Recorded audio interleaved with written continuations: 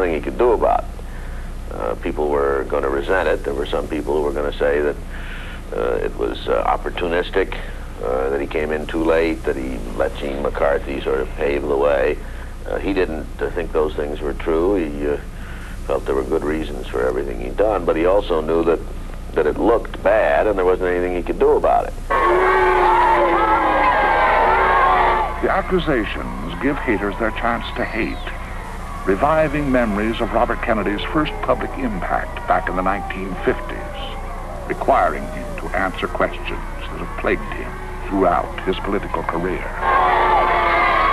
Many of us have been wondering whether or not you were going to ever issue a concise statement on your position in regards to the McCarthy hearings and the purges of Senator Joseph McCarthy.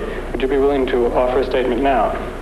I went to work in 1953 for the committee that was headed by Senator McCarthy. There was a Democratic counsel for that committee. Joe McCarthy, remote now, but a frightening figure in 1953. His search for communists in government spread suspicion and fear across the land. Encouraged by his father, a young Robert Kennedy joins McCarthy's staff. Can I ask you something? Just a minute. Will you be quiet until I finish talking to the chair? Try and be quiet. After 6 months, Kennedy comes to disagree with McCarthy's methods and resigns. Returning to the committee the next year as counsel for the Democratic senators, he prepares the minority report criticizing McCarthy's assault on the United States Army. I was the one that wrote the report on Senator McCarthy and the Army McCarthy hearings. I wrote that report, and which was signed by the Democratic members and was written by me. And so that's my record. I believe at a rather young age I stood up on the question of principle. The attack extends from his actions to his motives and character. Mr. Kennedy, James Reston of the New York Times wrote that one of your problems in New York is to live down the charge that, and these were his words, quote, you are a ruthless and ambitious young man who gets what he wants, no matter who is hurt in the process. What's your answer to those charges which have, as you probably know, been fairly widespread? I suppose really in the last analysis I'm not the best one to ask that question of. I think that those who think I'm ruthless, maybe they'd be able to document why they think I am. He wasn't a good attorney general. In all probability a worse senator. I would hate to think what would happen if he became president of the United States. You'd probably have a fascist government. The Senate Rackets Committee provides the link between James Hoffa, Robert Kennedy, and the charge of ruthlessness. As committee counsel, Kennedy mercilessly exposes corruption and racketeering in the labor movement.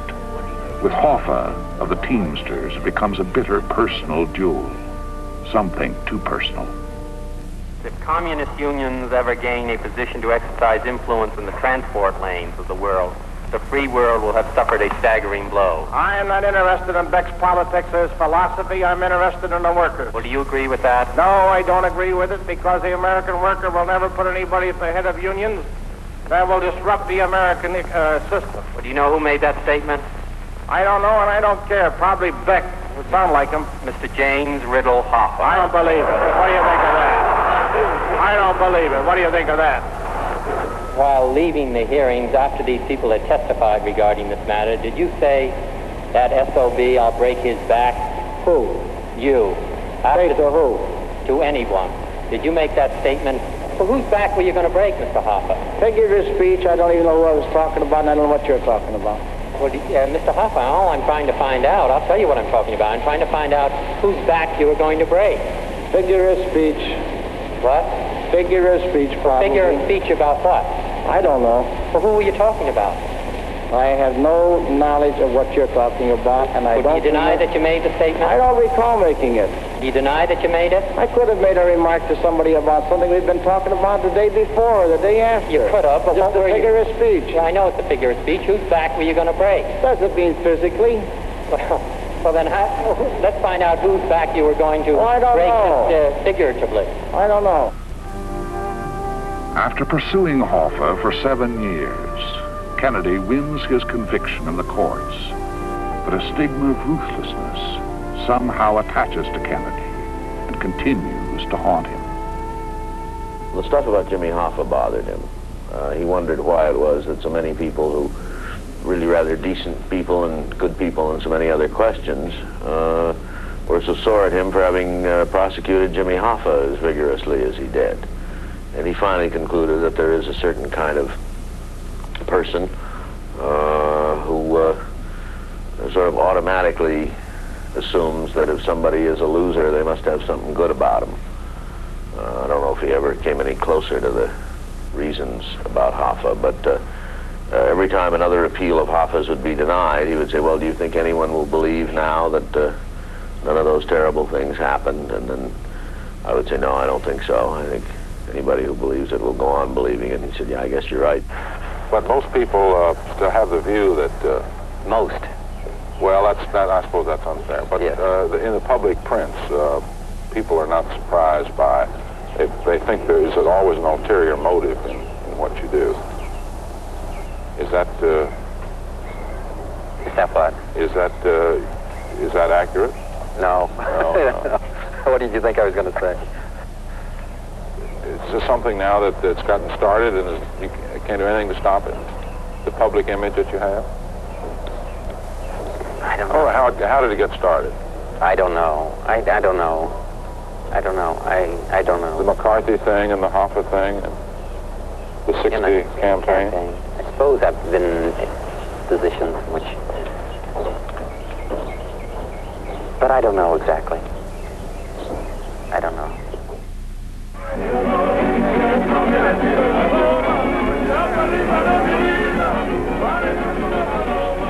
This is a vital part of his constituency, an unending source of his support, the powerless Americans, poor, brown, red, black.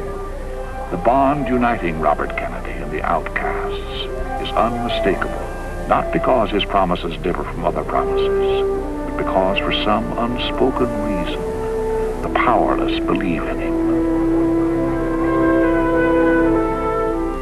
Perhaps the best way to know Robert Kennedy as the minorities saw him is to look through the eyes of a Negro leader, Charles Evers.